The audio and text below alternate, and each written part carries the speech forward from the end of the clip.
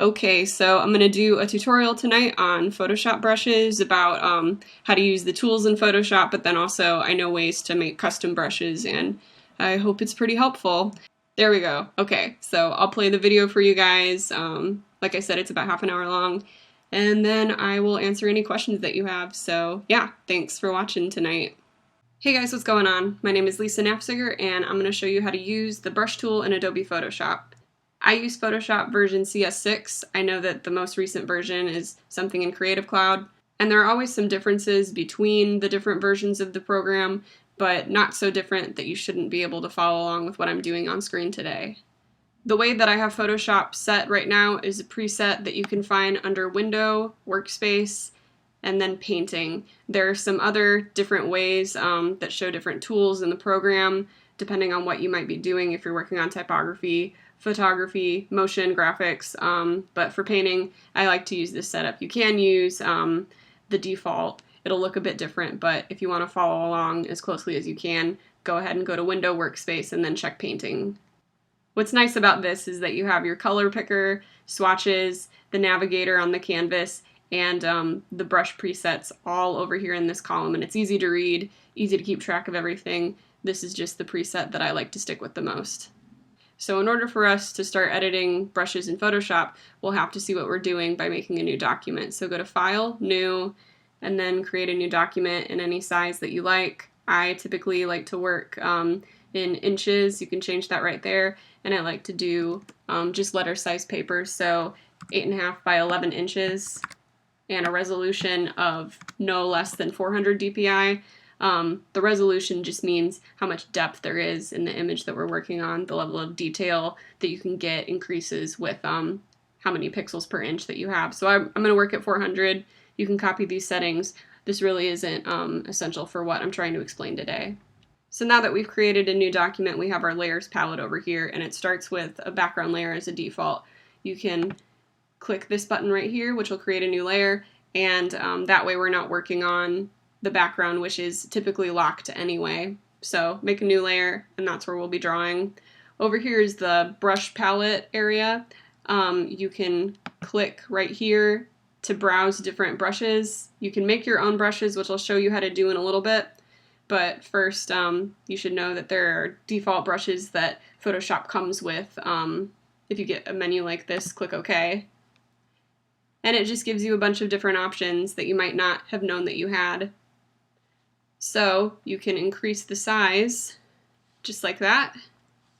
And you'll see that our icon is getting bigger for the cursor.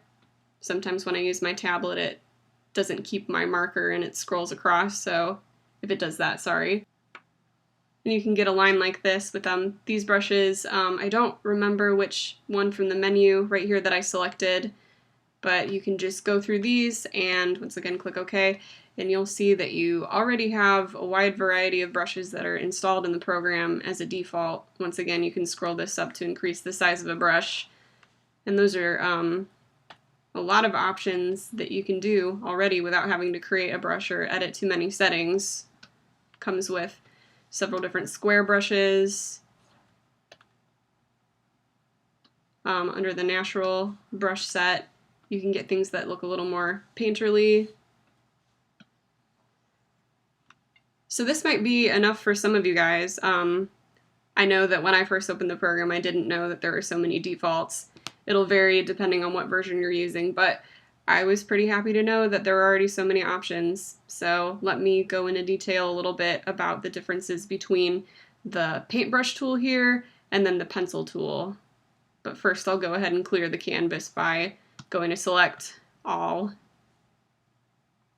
And then I'll just hit the delete key on my keyboard or backspace and it'll be gone. Select, deselect to get rid of the selection. So if you're already experiencing some differences than what you're seeing on my screen, it might be because you were actually in the pencil tool instead of the brush tool. The best way that I can explain the difference between these tools is, I'll go back to basic brushes to make my point. I'll make a mark for you and then zoom in with the zoom tool right here. You'll see that the edges are, they're sharp, they're jagged, they don't have what's called aliasing, which is when there's a soft edge of different pixels that almost it looks like gray or it's blurred. It's smoothing it out. I'll show you what I mean. So if I go back to my brush tool right here instead of the pencil tool, and I'll select a similar brush, it'll be smaller right now. But see, there's this haze around it a little bit. It's putting in these little gray pixels surrounding it. It's not just straight black on white. And what that does is it smooths out the brush. When it has those gray pixels, it's called aliasing. When it doesn't, it's anti-aliasing. So I'll zoom out for you. So that really depends on what you're working on. So there are different reasons why you might want to use either of those brushes. If you're doing something more painterly, I would advise going with this brush tool right here. But if you're going to be doing flat coloring where you'll be wanting to make crisp selections, it's better to go with the pencil tool so that way you're not having to deal with any of those gray tones or just overlapping pixels. So I'll zoom out. And once again, select all, hit delete, select deselect to get a clean canvas, or you can always go over here to your layer that you've been working on and then hit delete. You might have already known that, but let's go back to the brush tool. So when working with the brush tool, there are so many more settings than with the pencil tool. The pencil tool, I think, is pretty straightforward. You'll see that I'm not even getting a really crisp line. It's doing this weird bump, like it's recognizing the fact that this is a circle and inching along like a caterpillar instead of doing a smooth line. And the easiest way that I can remedy that is going over here into brush. If you're not seeing this menu right now, you can go under window and then hit brush right there and you'll get into this palette. And you should, well, I don't have the brush tool selected right now. Now that I click it, you can see the options. What's happening right now is the spacing is the reason that it's so stretched out and you can almost see the circle. Definitely, if I move it further, it's showing, like it says, the spacing of the brush. If I drag it down to the very end so that there's little to no spacing at all, you'll see now it's getting smooth, whereas before it was inched up maybe to 90% or 20%, and you could still see those weird lumpy edges. So that's a way to fix that with either tool. There are tons of options here. I will admit that I don't understand what each of them means. I've learned a lot just through experimentation, but the gist of it is you can change the shape and the scattering of a brush so it can stretch. Typically it gives you a preview down here. You can add a texture. They have preset ones, or you can add your own. Dual brush means that it's gonna do a combination of one brush that you're currently selecting and then you can pick out another one. This is probably getting really complicated for just the basics today, but I did want to let you know that this kind of stuff is available, and it's what gives a lot of the brushes the characteristics that they have other than just the basic brushes. So let me go ahead and delete this. Now back under this, you'll go to brush tool again, and you do that by clicking on it, holding it down, and then mousing over while you have it held down. So you can toggle between pencil tool and then brush tool. And what you'll notice now when I go back up to brush tool, I have a couple more settings that I didn't have with the pencil tool. The opacity is still there, but you'll notice that I got a new option called flow, and what that means is, how I understand it, how much ink is being deposited into the brush. It's not quite opacity where you're making it transparent.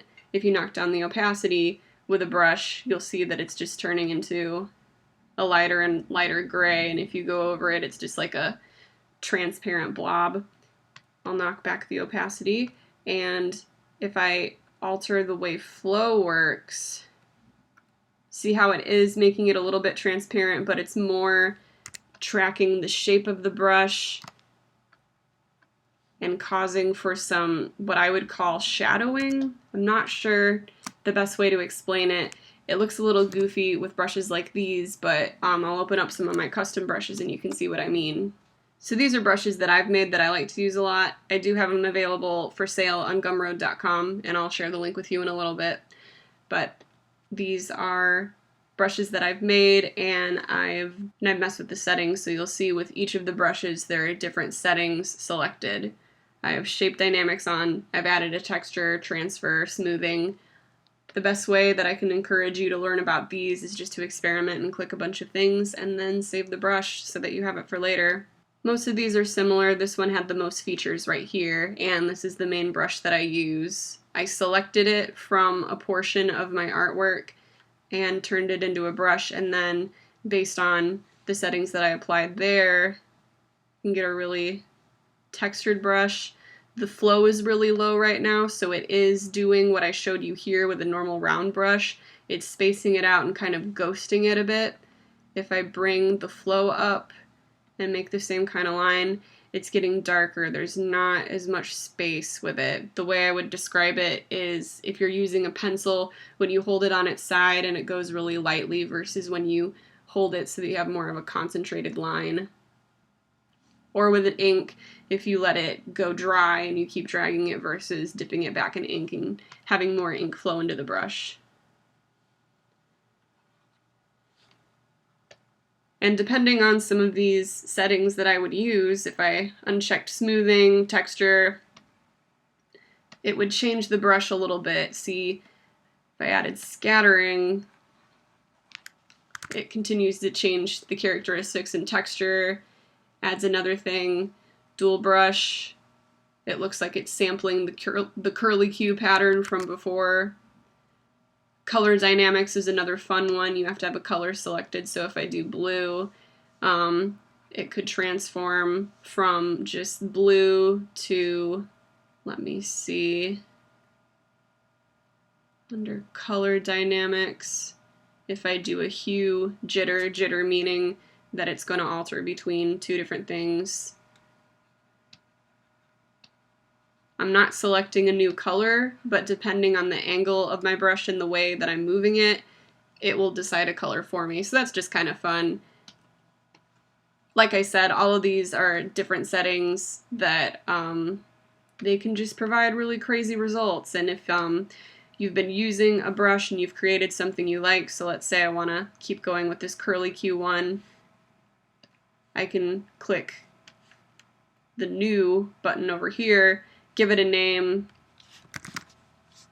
so that way the brush that I was using before is still okay, and I'm free to use it like it was, but I have the new brush that I can do what I did before. So I think you can have a lot of fun with going with the basic brushes and messing around with some of these. Change the size, go into these settings right here, just check a bunch of things and see where you can go from there. Once you really like a brush, you know, I'm kind of getting a watercolor effect now once that I hit the wet edges portion. If I want to save it, make a new one by clicking this little page, create a new brush thing right there. Okay, so now I know you're all probably wondering how to create your own brushes, and I will show you how to do that right now. So let me get rid of that first. And I'm going to open up a sample of my own artwork, and I'm going to extract a pattern from there, and I'll show you what you can do. Alright, so here I have one of my illustrations, and I can actually make a brush by sampling a piece of this artwork and turning it into a brush. It's really neat. You can do this with illustrations or photographs, but I do recommend that you just make it something of your own. Don't look for somebody else's texture. Don't take from somebody else's artwork. It doesn't have to be something super detailed or impressive as far as an illustration goes, or even a photograph. What I like to do sometimes is take high-resolution photos of textures that I like, this here being a piece of tin foil that I had laying around the house, and I crumpled it up in the way that the light was reflecting from the window. Made a pretty cool design, so I can show you ways to sample from both of these images. Okay, once you have your image imported, make sure that it's flattened if it has layers. If it doesn't, you're already good. There's a selection tool that you can use over here to make rectangle, square, or circular selections if you want the brush to be round. Sometimes it doesn't matter when you're isolating it from a piece like this. I'm gonna go ahead and make it with the lasso tool right here, and I'm just going to choose the most interesting part of the illustration and make a brush from it. So if I go to the zoom tool and look around and see what part I might want to select, I think this area of the rose would be cool. So I'll take my lasso tool and just grab the portion of it that I would like to use. It does work better if it's a higher resolution image so that you can make a very big brush. That's also something you should know. And if I go to edit, scroll down to define brush preset, it's taken that selected part, and I will just call it new. And there it is, right at the bottom. I can select it if I go to my brush tool right there and click on it. I'll go ahead and go back to our other document, and I have a brush. If I just click with it, you can see that it's made from that selection exactly. I can go to the brush presets, go up to brush tip shape at the top, and drag the spacing all the way down so I have something smoother. If I want it to be spaced out like that, adjust the spacing, scattering, can increase the count to make it more clustered together. All of these tools do different things. If I add a texture, it speckles it a little bit. Dual brush can combine it with something else that already exists. It totally changes the characteristics of the brush. And when you finally get it to something that you like a lot, you can keep it. Go to smoothing, and running out of room here. Here, I'll turn that off and just make a new layer. I do wet edges, that typically does like a watercolor thing. So if I like that brush, I go ahead right here and then have another brush. So we have the original one that we made. Right below it, we have the new watercolor brush that we did. So that's pretty neat. Same idea with this one here. Now, let's say that you want it to be a little more dramatic, so sharp black and white instead of this like gray in between like you have. What you can do in the image is go to Image, Adjustments, and you go to Threshold, and it changes it to black and white no matter what the image is. So you can adjust this to the level of detail that you'd like. I'm getting some cool patterns as I increase the darkness. If I click OK, go to the zoom tool, zoom in, and I think this part right here is really interesting. So I'll show you how to do it with just the circle right here. If you want to keep it an exact circle, hold down Shift as you drag, so the selection will be a perfect circle. So I like that part there. Go to Edit, Define Brush Preset, and I will call this one Black and White. And it's arrived right there in our brush palette. So I'll return to this, select the brush tool, click the new one, and now we have something that's a little more stark than the other one. Whereas you'll see this one included the bits of gray. This one is entirely just black and white. So this one has aliasing, this one does not, like I described earlier. But it will have aliasing if you start to drag it along. So there are a lot of possibilities that you can do with this. Once again, decide the spacing. Maybe I want it to be spaced out a little bit more to keep some of the jagged edges. If I do scattering and I lower the count, or if I raise the count but turn down count jitter, makes it a little bit bigger. If I do transfer, I think that has to do with making it a little bit more transparent. I'm not really sure what some of these other ones mean, but you can find something that you really like and then once again save it. And that really does it with the brush tool. I can do an illustration for you and show you what it's like in the process. So I'm sorry I'm not going to do a full illustration from start to finish today. I just think that'll take a little too much time, but I have right here the line art from an existing drawing that I have, and I'll show you what it's like to use the brush tool to give it some color. So to get this far, you've either drawn something already on Photoshop, or you drew it first on paper and scanned it in and brought it into Photoshop. With your line art, you can either turn it on to multiply, so that way color automatically goes through any white that you have, or if you just, like I have right here, it's just a black image, you can do it that way. So let's just say, because most images are this way, the whole image is just black and then it also has white in it. I'll create a new layer, drag the layer underneath it, go here and click multiply, so that way when I use a color it shows up underneath the black instead of, if it were on a normal setting, the white is covering everything. Multiply just makes the white transparent. So over here on the brush tool, I will go to just the basic brushes so that we're all on the same page. And I will choose from some of the flat brushes right here. And I will select a color in the swatches palette. If you're not seeing any of these, you can go to Window and find brushes or swatches. And I'll make my brush a little bit bigger. The flow's on 100%, so is the opacity. Zoom in a little bit. Select my brush tool. And I do have the brush tool selected right now instead of the pencil. So this is a relatively hard-edged brush, as you'll see.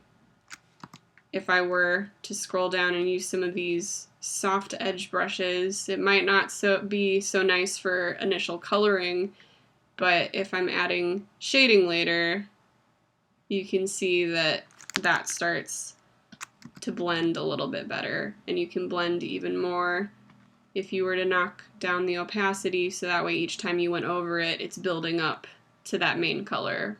So for placing in color, if you're going to do it by hand like this and then not with the paint bucket tool, you can just fill it in this way.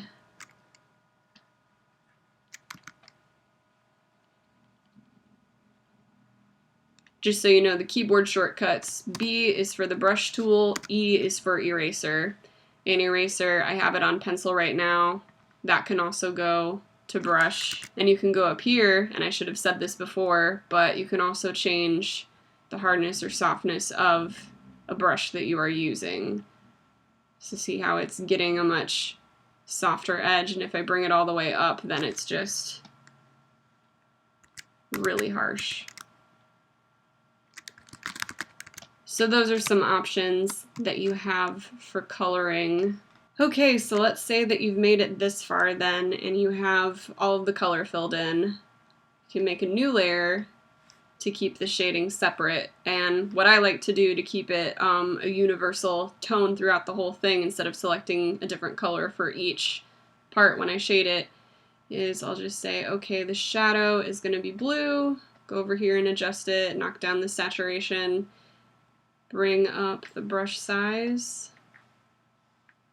I'm going to change it to multiply, drag down the opacity, and now when I go over it, I don't have to click and select a different color for each time I shade a new part of the image. Feel free to do that, but this way just creates a much more even tone across the whole thing. So that's my recommendation. Put in flat colors, do a new layer, set it to multiply, knock it down to maybe 77%, and you just put in the shadows. Once again, you can do that with a hard brush for more of a cell shading approach, so just solid shadows, or you can get one of these more airbrushy tools and you can start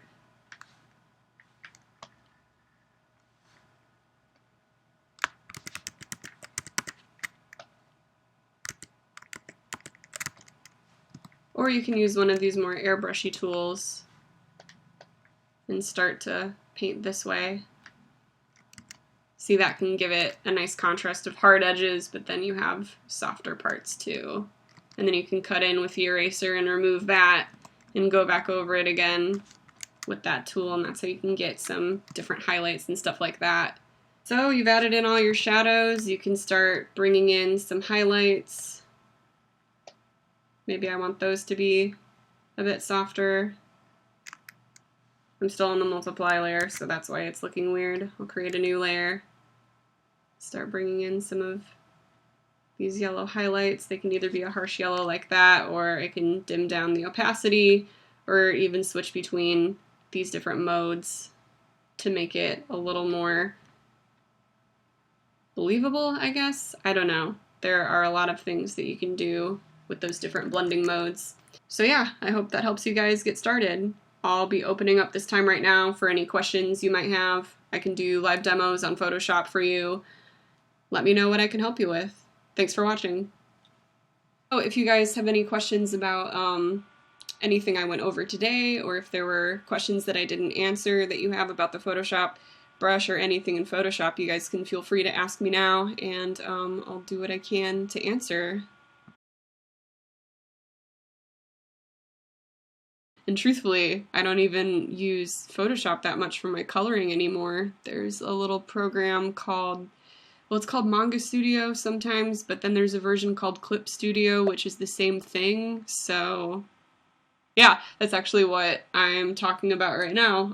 It's not free, but Clip Studio, it's on sale very frequently, and it's a fraction of the price. I got my copy for $15, which is really next to nothing with a program like this. Let me see if I can find the website. Because with both Clip Studio and Manga Studio, I got each of these on sale, and I paid under $40 for Clip Studio when I got it. It looks like right now the newest version is up for $47.99, which is still much less than Photoshop, because Photoshop is hundreds of dollars sometimes. That would be my recommendation for, I mean, it's not free, but it's pretty inexpensive compared to other things, but free programs, I haven't really messed with a lot of them. I know some people use Paint Tool Sci, and I know nothing about it, but I've heard good things, and a lot of people that I know use it. I might be able to ask them. So I'll send the link to this, but once again, I don't know anything about this program, but it's supposed to be a good alternative to Photoshop, at least as far as doing artwork goes. I don't think it has as many of the like photo editing capabilities or 3D stuff that Photoshop does now. So those would be the ones that I would recommend. Yeah, I hardly even color like this anymore because I'll show you a secret. If you have your line art and everything rasterized like this, so it's just black and white, you can do a selection and check contiguous at the top, and then do select, modify, expand, and we'll expand the selection by 3 if I make a new layer underneath it, and then do edit, fill. It fills it automatically and I don't have to do any of this scribbling stuff. That's a little bit better than the paint bucket tool, because sometimes when you use that, it doesn't spread out underneath, it doesn't spread out underneath the line art. So that's another tip for you guys. There are so many options with the different kinds of blending modes that they have right here. After a while, you can start recognizing the characteristics of each, like multiply is going to make things look darker and transparent, and overlay is going to brighten things up. But one of my favorite things to do is I will have something like this, and then I will, let's say I made a copy of the layer, but this time I'll make it blue or something like this. Or actually, no, I'll not make it complicated. I'll select this whole layer and fill it with blue over top of the dragon. So then if you go one by one through the different things, like darken will do this, multiply will do this. There's color burn, linear burn, darker color, lighten, screen, and then you can change it a little bit more by changing the opacity so that it's not cranked all the way up. You can bring it till it's next to nothing so it hardly makes a difference, or you can do it halfway by bringing it to 50. They have a ton of options, but I just like to go through them one by one. I use overlay a lot when I'm doing bright colors, like highlights and stuff on the artwork, and sometimes soft light if I do want to do the same kind of thing but make it softer. But my go-to ones are, other than normal, I would use multiply to make shadows, overlay for highlights, and then color is a nice one if you just want to overall change the color. So, for instance, I'll do it on a... Actually, I'll just clear this layer. So we have our pink dragon underneath, and then we have this layer that's set to color. I'll pick this green color, and when I go over it, it's automatically going to change all of these things to a greenish tint. So it just works like, almost like a cover. I don't know how to describe it, like a see-through green piece of paper or something like that. So it just changes it to green, whereas multiply, if we did it, it could do some, or if that was darken, multiply would do something totally different. So they're a ton of fun to mess around with. Yeah, I don't have them all memorized. I mostly do go through them one by one and try to figure out what they do. They're separated into categories, it almost looks like. Like, these are the ones that are going to be dark, these ones will be light, these are your mid-range, and these are the weird ones that do the opposite. So, like, I'm trying to do something green right now, but instead it's doing the opposite, it's doing pink. So, I don't know. It's fun stuff just to mess with. What is my favorite brush to do the line art? You know what? I'll just go ahead and bring up this other program, because with Photoshop I hardly use it for line art anymore. At least not with comics, I'll say that. When I want something sharp and smooth, like you're seeing with this drawing of the dragon, or like any of the comic pages that I do, I actually use that other program, Clip Studio. But if I were going to do something in Photoshop here, I have my own custom brush set that I made, and it has some like rough, almost charcoal-y looking brushes. I'll bring that up in just a sec. I made some of my own Photoshop brushes, and you saw them briefly in the video, but I'll turn it on to brush. And I like to do this, I wouldn't say it's really charcoal or pencil-y, I don't know, it's just like a nice rough texture. You might see it with some of my stuff that I do for the daily drawing challenge. I have another one that I use for sketching underneath it that's a little bit lighter.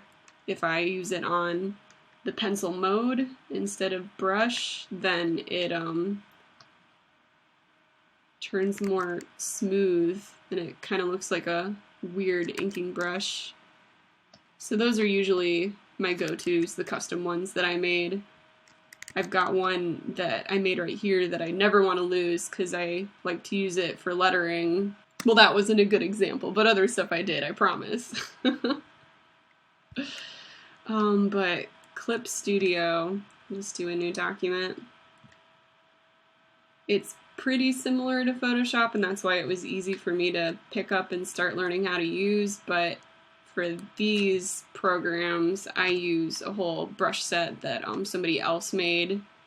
If you know an artist, I don't remember his first name, his last name's Friendin. He's made a wonderful brush set, and they're all just super smooth, slick replicas of like real brushes. He does, I'll make it bigger.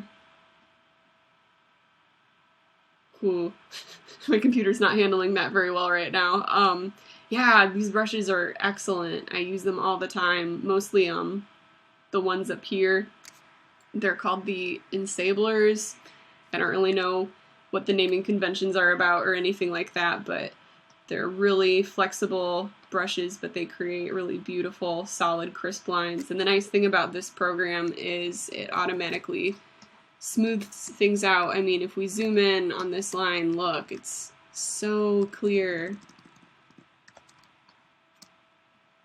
Like, I think you can get really painterly things in this program too, but it'll save it as a raster so it doesn't have that aliasing like I was talking about. It's really nice. So this is a great program. I was lucky enough to pick it up for $15, like I said, so keep an eye out for when it goes on flash sale, because it's excellent. There are some parts of it that I like much better than Photoshop, to be perfectly honest, but I use this for almost all of my comicking. Actually, why don't I just open up a comic page that I should be working on tonight? Oops. I totally don't recommend the way that I do things. I jump between so many different programs. I should just find one and learn all the secrets of it. So with this Ensabler brush, it's a little thick right now. I'll knock it down to 50 instead, but it's just so smooth in comparison to anything else that I would do in Photoshop. I love it. And that makes things really easy to color, too. This is a great program for when you want to do cell shading. And I can show you that if I get rid of that and bring all of these back. Turn off that layer. Thought I had everything grouped. Do not have my act together tonight. Okay, new layer underneath it. If I were going to be doing color then on this, the cell shading capabilities are super easy.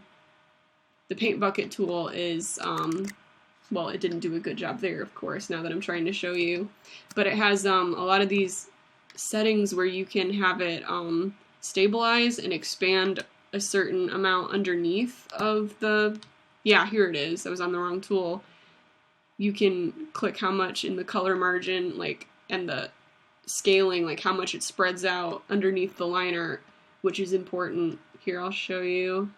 It's actually, I don't know how well you can see that.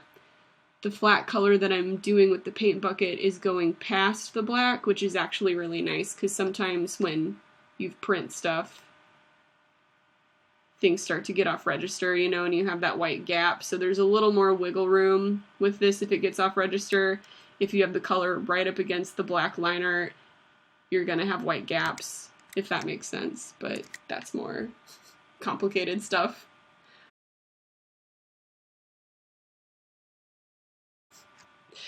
Forever, comics are so hard, don't do them. No, comics are great. I love doing it. It is a commitment though. I've been working on Petrichor, which is my webcomic. I've been working on that for 2 years now. I started it in January of my senior year of college, so in 2014, in January, like right at the beginning of the year, because it was my senior project when I went back to school. So I've been working on it from then, and I'm getting pretty close to finishing it, actually, which is really exciting. I'm on, well, if you saw there, I was on page 123, and there are going to be 142 pages total, so it's getting pretty close to the end. I think I could have, no, I know I could have done it sooner if I wasn't balancing other projects. If it were my sole project, then I could probably get it done in a year. The other graphic novel that I worked on for a client, that we did in 9 months, but that one wasn't quite 100 pages. It was 92 pages long, and we did it in 9 months, so that, I think, averaged out to 3 pages each week that I did. That wasn't in full color, though, so that could take a little bit longer, depending on how much detail I want to put in something. But I would say per comic page, to think of how many hours I put into it. I try to put 3 pages out a week, not online, because I want to have it go slowly. I don't want to go through the whole thing very quickly. But as far as pages that I try to draw 3 of them a week, and how that's usually set up is one day I'm doing all of the sketches, and then what you saw here, today, tomorrow, and then Thursday I'm going to do the inking. And then Friday and Saturday, I usually do the color. And that's always in a perfect world. Gosh, I should really know how many hours it takes. I'd say maybe 7 to 10 for each of them. I don't know, because I don't do one start to finish. I try to do them in waves. Like, I have a set of 3, and I'll do from start to finish. No, I don't do from start to finish. I'm getting myself confused. Let me start over.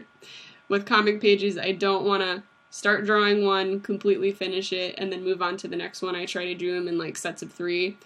It's just easier for me to do like, okay, now I'm going to sketch out all of them today. Now I'm going to add a little more detail in them today. Now is the day that I'm going to start inking all of them. Now I'm going to add the color. And by the time you add the color, if everything else is done, then it's just boom, boom, boom. It's really quick as far as that goes. But yeah, my goal is usually to get them done in a year or so. I've only done, well, Petrichor will be my second one, my webcomic right now. And I do have something already lined up that I'm going to be working on after this is finished. In a perfect world, Petrichor finally gets done in the spring. I'm so close. It'll happen. But then I'm going to work on a monster comic. Top secret. Shh. My sister knows about it, but I don't know if she's watching right now. She better not squeal. But the good thing about comics, even though they take like such a agonizingly long time, is that I rarely get art block anymore, because if I'm like, gee, I don't know what to draw, it's like, you dummy, you have to work on your comic forever. I never run out of things to draw, because every day it's like, well, I guess I could work on Petrichor, huh? Okay, what's this page? What's this page? So, definitely helps against art block, but it is such a commitment if you want to do a whole graphic novel. If you want to do just like a mini comic, something 10 pages, 7 to 10 pages, that's a much shorter project, but at the end of it, you can still, I have one here, hold on. You can have a little booklet, which is a nice little handout. So, just something this size. This is only 10 pages, but I mean, it's a nice little booklet at least. It's got enough pages where it gives somebody something to read for a couple minutes, but it's not like my novel. Mini comics are a great thing to start with, so totally recommend that.